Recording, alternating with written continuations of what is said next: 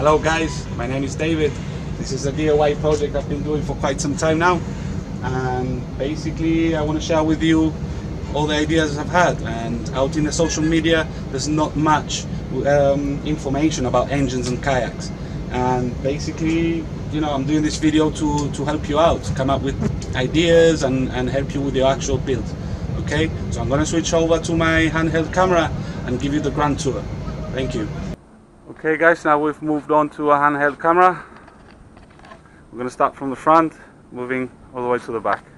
I'm going to make this short and as simple as possible. There's a lot of things going on this kayak, and I don't want to make it into a very long video, so I'm going to be quite short on this one. As you can see, it's a walker basically. I was able to pick it up from the scrapyard. It had a couple of dents on the front and was able to salvage it. So here it is. At the front I decided to put a box. This is basically a lure box. It was a first aid box, and I made it into a lure box. The idea of this is changing lures while standing up basically. And I have a rod holder there on that side, a starport for, you know, my tools. Everything here is rail blaster, guys. I mean, these things are just amazing and you know, very versatile. I can have my tools here, I can drop my used lures there, drink, and the connection at the bottom as well are rail blaster. One thing I like the most of this stand-up bar, which I haven't seen in most of them in the market, is basically you have two options. You've got the stand-up bar, and you also have the console, fishing console I like to call it, because basically I do a lot of bait fishing, and with having another rod hold on this side, I can basically have my rods pointing outwards. So another thing I like most of this connector, the rail blaster starport and the rail blaster rail track, is basically that you know, they're rock solid. They're really sturdy. Most of the standing bars in the market, you've got bimini connections and they tend to wiggle a bit to the sides. I prefer having something really solid, and so that way I can actually feel the wakes underneath the kayak and correct it with my hips with this standing bar, especially with the side ones. You have support on the sides, on the front, and for me that's perfect. Something else I do like about this one, take away the box, let me show you this because I'm doing it with one hand.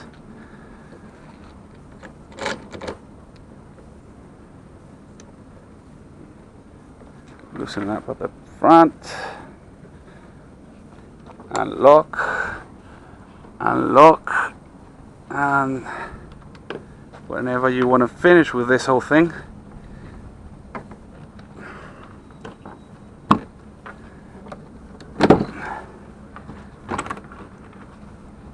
it just turns towards the front. Tied it up here, tied it up on the other side, and that's it. Out of the way, you can paddle with no problems, fish with no problems, and that won't bother you at all. Now moving further back, well actually I'm going to move all the way to the very back, make things a little bit easier. The bracket, the engine bracket, I came up with this design. I call it the fishbone design. And basically I came up with a design and I handed it over to a welder. He actually did a great job on it. You know, I'm really happy with it. It's rock solid, it's not going anywhere. And for this build I did not do a single hole on the kayak. I actually instead did use the original screw inserts on the kayak and build around it basically. Underneath I decided to put some rubber bands, rubber pads, sorry, and on the top bit I put some rubber washers as well to get rid of vibrations. I did put Loctites on the screws, and I did have my doubts at the very beginning if this was actually going to work or not, but the design is really nice, thought of, and the pressure basically is at the back. This is a little bit sticking out of the bar, and the length of the tube is not putting much pressure on this front, on this side of the bracket, and that's due because of the length of the tube. So literally there's hardly any stress on this side of the bracket. But yeah, it did come up really nice, and really happy with it. You guys see on the video how it actually navigates through the water. It's brilliant. The trim, I was really lucky with the trim, because it was my first try with a height, and I got it spot on. It doesn't lift up much on the front, and it's perfect. I actually getting about 9 miles per hour, which I think it's really nice for a kayak. As you can see at the back, I installed a crossbar, and these cords run down into the sidebars. These sidebars are actually designed as well with a transom, and they also use the existing screws inserts on the kayak, as you can see here.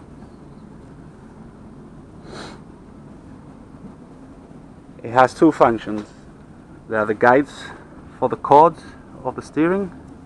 It goes in through them all the way to the pedals, and that's basically my steering. But another function for them, which I really like the most, is that I can actually hook up the rail buzzer connectors, starport connectors on the bar, and look at the length that I have. I could actually install loads of things here. I have loads of options, and you know, just because of the length of the sidebars, I came up with of course I have a stand-up bar, so I did stabilizers on it as well. You've got the rod holders, rail buzzer, and you've got the visibility kit, which I think is really important to have with the light. To put it out and into gear, basically a mop stick. That simple. It works perfectly. To start the engine, I have a cord, extended cord towards the original one. What else can I point out? Oh yeah, the accelerator. The accelerator was a bit of a thinking job, basically, because a lot of the information, or the bit of information I would like to say, there was on YouTube. They basically had a piece of tubing, and then the bicycle speed changer was on the side. Me personally, I don't like the idea of having a tube sticking out on the side, because you can actually roll over and stick that bar into your hips or you know, onto the side. So I wanted a little bit more of low profile, so I came up with this idea. Again, I put a kill switch next to it. I fabricated this side from scrap, so I can have the kill switch and the speed changer lever next to it. And down here I installed a starport connector for quick release, and this goes nicely there. Everything on this kayak is quick release. That's the thing I love the most. If I want to use it as a normal kayak, I can just get everything off and you know, use it as a normal kayak. So that's about it. Any questions, guys, you want to ask me, please subscribe on my YouTube channel, and you know, I'm really happy to help. Any questions, anything, any ideas, you know, I'm happy to give a lending hand. but please subscribe to my channel. Okay guys, hope you liked it. That was a quick walkthrough.